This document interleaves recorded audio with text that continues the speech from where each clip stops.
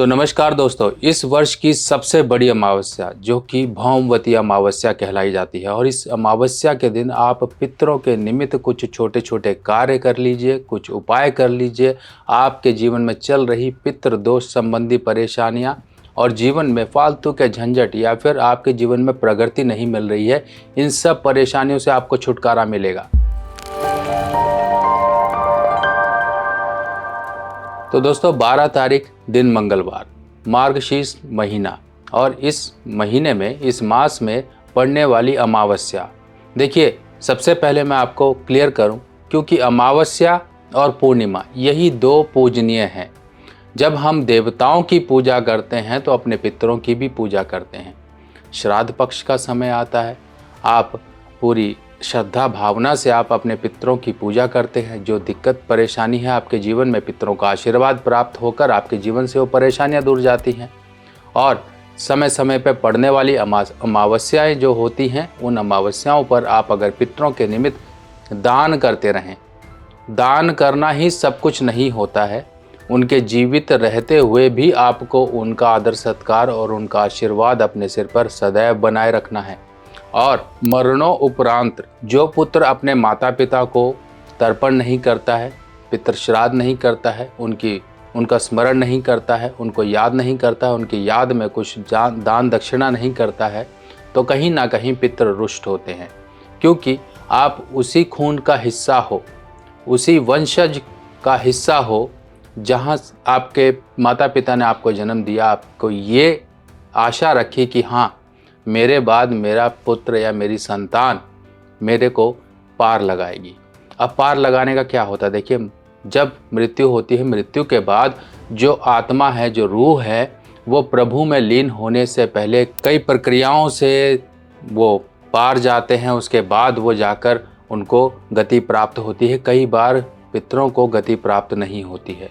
भटकती हुई आत्माएं या फिर अतृप्त, जो तृप्त नहीं हैं, वो रूहें, वो आत्माएं आपके जीवन में कहीं ना कहीं आपसे वही चीज़ें जब तक उनको ना मिल जाए तब तक वो तृप्त नहीं होते। कुछ प्यार के भूखे होते हैं, कुछ जल के भूखे होते हैं। क्योंकि देखिए, जब ये मरण होता है, आपने अगर मान लीजिए उनके मरणोपरांत और उनके जो श्राद्ध होते हैं, उनके ये सब कुछ अगर नहीं किए तो उसका दोष कहीं ना कहीं लगता है। अब दोष लग गया तो उसके बाद आपके जीवन में लक्षण क्या दिखाई देंगे? सबसे पहला लक्षण ये होगा कि आपकी प्रगति रुक जाएगी। आपने बहुत से ऐसे लोग देखे होंगे जिन्होंने पैसा तो ढेर कमाया पर रुक ना पाया।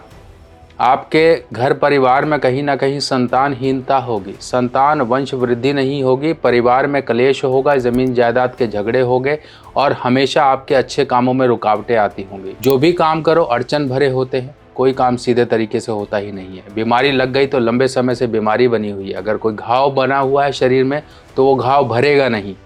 पितृदोष का सबसे बड़ा लक्षण यही है, घाव भरेगा नहीं। घर की दीवारों से सीलन कभी जाएगी नहीं। पपड़ियाँ ऐसे गिरेंगी जैसे आप कहीं शिमला कुल्लू मनाली में हो, बर्फबारी हो रही है।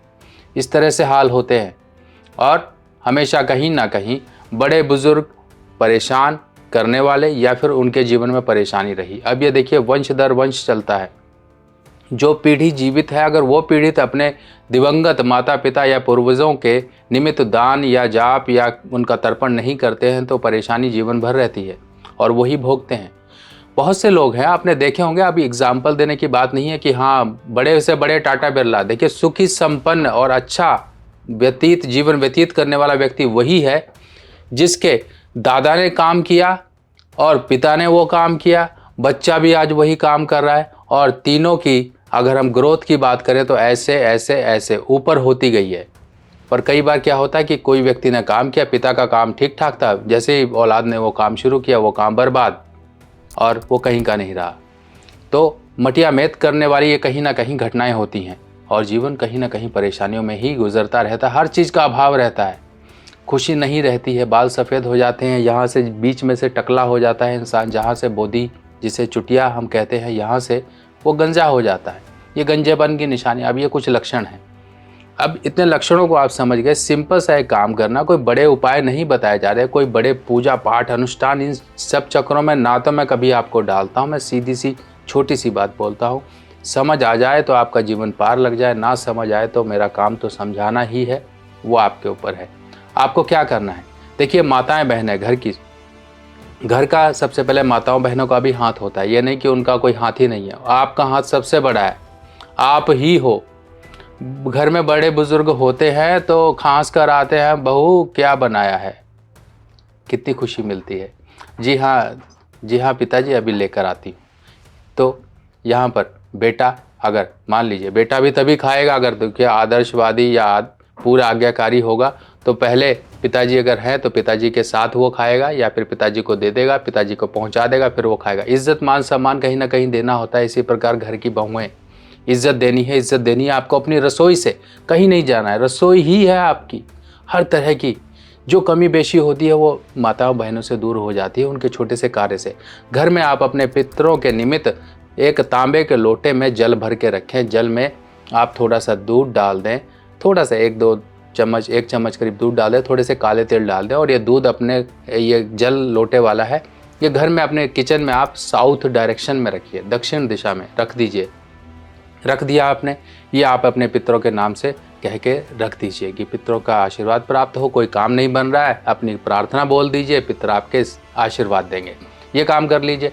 अब दूसरी तरफ घर के पुरुष, देखिए उनके लिए बहुत ज़रूरी है कि एक काम तो देखिए कर लीजिए। इस समय मैं आपके लिए छोटा सा उपाय बता रहा हूँ। आपने लेना है एक दीपक, चाहे सरसों का तेल का लो, चाहे तिल का तेल का लो, चाहे देसी घी का लो। प्रेफर करो देसी घी मिल जाए तो बहुत बढ़िया। और देसी घी कई लोग लेते हैं मार्केट से उठा लाते हैं, मत लो ऐसे घी। आप जाकर खुद से देखिए ना, किसी ने गाय पाल रखी है उससे बोलो कि मुझे थोड़ा सा पूजा के लिए घी चाहिए, आधा किलो 1 किलो ले लो और ला के रख लो। जब सर्दियों का समय थोड़ा सा पिघला लो, डब्बा गर्म कर लो, सील के डब्बे में रखो। बहुत आसान है। देखो करना चाहो तो सब कुछ है, नहीं करना चाहो तो एक्सक्यूजेज बस, और कुछ नहीं है। सिंपल सा है। देसी घी, काले तिल, दीपक एक मुख वाला, इसमें 4 मुख का नहीं लगता है। पीला धागा या फिर सफ़ेद सूती धागा, इसको हल्दी से पीला कर लो। अब मेरे भाई साहब, मेरे बड़े बुजुर्ग, मेरे मुझसे बड़े जो भी हैं, मेरी उम्र के जो भी हैं, सबको आदर से मैं कहता हूँ अपने पितरों का थोड़ा सा ध्यान कर लीजिए, आपके काम बनने शुरू हो जाएंगे। सुबह सुबह नहा धो के अपने नहाने के पानी में गंगा जल डाल के हर हर गंगे का नाम बोलते हुए आप नहा लीजिए। पितरों के लिए आप तृप्ति के लिए, आशीर्वाद प्राप्ति हेतु मन में संकल्प ले लीजिए कि पितरों का आज मुझे सब कुछ करना है। जाइए, कहीं घर के आसपास पीपल का पेड़ होगा। अब आप पीपल के पेड़ पर पहुंच गए, पीपल महाराज के पेड़ पर आपको क्या करना है, वो जो आपने सूत रखा था, सफ़ेद धागा, कच्चा धागा, आप वो ले लीजिए। उस धागे को पीपल के पेड़ पर 4 बार आपने क्लॉकवाइज घड़ी की दिशा में आपने लपेट देना है। और हर एक बार में आपको ओम नमो भगवते वासुदेवाय इस तरह से जाप करना है। आप नहीं तो सिंपल सा आपको बता दूं, पितृ देवताभ्यो नमः, इस तरह से भी बोल सकते हैं। ये आप करिए, 4 बार आपने लपेट देना है। लपेटने के बाद आप वहीं पर ही काले तिल लीजिए, थोड़े से ज़मीन पर लगा रख कर, और ऊपर से दीपक को रख के प्रज्वलित करके दीपक का मुख आप दक्षिण दिशा की तरफ कर दीजिए। अपने पितरों के लिए आशीर्वाद प्राप्ति हेतु आप कामना करिए। और एक लोटा ज़रूर ले जाइएगा घर से, ये सब कुछ ले जाना है घर से। लोटा ले जाइएगा, लोटे में थोड़े से काले तिल, थोड़ा सा दूध, कच्चा दूध डालकर ये वहीं पर ही पीपल को आप सींच देना, उसकी जड़ में आप चढ़ा देना। बस इतना ही करना और कुछ नहीं करना है। एक बार कर लीजिए, देखिए आपका अगर कोई काम नहीं बन रहा है, कोई ऐसा काम जो लटका पड़ा है, फंसा पड़ा है, जरा सी कहते हैं धक्के की ज़रूरत है, वो धक्का आपके जो पितृ परमेश्वर हैं वो आपको दे देंगे। आपके जीवन से जो परेशानियाँ वो निकाल देंगे। सच्ची श्रद्धा से करिए। देखिए मेरा काम है बताना, आपको बता दिया है, चलना आपको है। और जिसके काम बन जाते हैं मुझे ज़रूर कमेंट करके बताइएगा। अगर आप अपने आप से लाल किताब के उपाय करना चाहते हो तो आ गई है मेरे द्वारा लिखी हुई नई लाल किताब, जो कि बिल्कुल सिंपल साधारण भाषा में है। और ये लाल किताब बिल्कुल सरल भाषा में आप लोगों के लिए मैंने लिखी है, ताकि आप लोग इसे पढ़कर अपने उपाय खुद कर सकें। और जो ग्रहों की स्थिति है, ग्रह क्या असर जीवन में लेकर आते हैं, उनके बुरे असर को कैसे दूर किया जाए, ये किताबें अब आपकी मदद करेंगी। ये पहला भाग है, ऐसे 5 भाग कुल मिलाकर आएंगे, जिसमें ये पहला भाग बेसिक होगा, यानी कि पार्ट 1, पार्ट 2, पार्ट 3, पार्ट 4, ऐसे पार्ट 5 तक आपको पूरी की पूरी संपूर्ण लाल किताब की जानकारी इन भागों में मिल जाएगी। ये किताब हिंदी में होगी और सरल भाषा में होगी। देखिए इस तरह से इस किताब में संपूर्ण जानकारी, उपाय इत्यादि, योग, सब चीज़ें इस किताब में दी गई हैं। फिलहाल ये किताब पहली जो आपका पहला कदम होगी इस ज्ञान की तरफ। आप अपने जीवन में अपने परिवार वालों की, अपने दोस्तों की, किसी की भी कुंडली को देखकर अध्ययन करके उन्हें उपाय बता सकते हो, और ये उपाय बताने के लिए ये किताब आपकी मदद करेगी। बाकी आप सभी लोगों से एक रिक्वेस्ट है, कमेंट सेक्शन में जय माता दी लिख दीजिएगा।